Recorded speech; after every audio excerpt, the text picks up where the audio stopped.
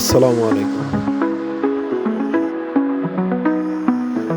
একটি জেলার ইতিহাস ঐতিহ্য বহন করার জন্য কিছু না কিছু ঐতিহাসিক নিদর্শন থাকে। তেমনি যশোর জেলার ঐতিহাসিক নিদর্শন হচ্ছে এই কালেক্টর ভবন। যশোর শহরের ভৈরব নদীর তীরে দাঁড়িয়ে আছে এই ঐতিহাসিক নিদর্শন। 1786 সালে কলকাতার সাথে যাতে যোগাযোগ খুব ভালো হয় এই জন্য এই কালেক্টর ভবন স্থাপন করেছিল। আসলে 1786 সালে এই যশোর জেলার জেলা প্রশাসক যে ছিলেন তিনি হচ্ছেন টিলম্যান হ্যাঙ্কেল। তিনি শুধু একবারে যে জেলা প্রশাসক ছিল তেমনটা না, তিনি বিচারক প্লাস জেলা প্রশাসক ছিলেন। তখনকার জেলা প্রশাসক টিলম্যান হ্যাঙ্কেল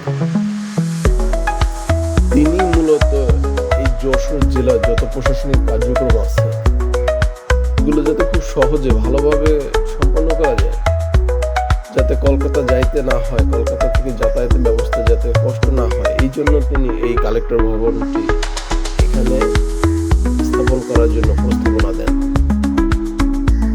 যশোর কালেক্টর ভবনের সামনে একটা সুন্দর একটি দৃষ্টিনন্দন পার্কও ছিল, এখনো আছে।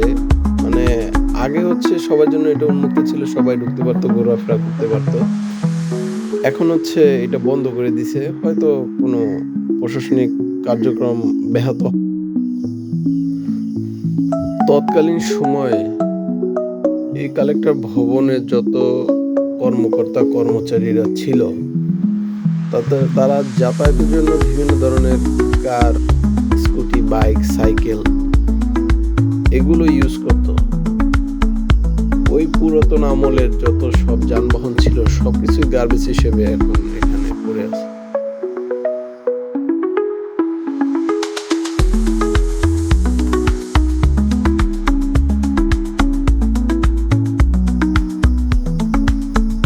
এই কালেক্টর ভবন শুধু যে রাষ্ট্রীয় কাজে ব্যবহার করা হয় এমনটি না, এই কালেক্টর ভবন এখন পুরো যশোরবাসীর জন্য একটা বিনোদনের কেন্দ্র বলতে পারেন। যশোরবাসীর বা যশোরের মানুষের 200 বছরের ইতিহাস, ঐতিহ্য, নিদর্শন সবকিছু মিলিয়ে এখনো দাঁড়িয়ে আছে এই কালেক্টর ভবন।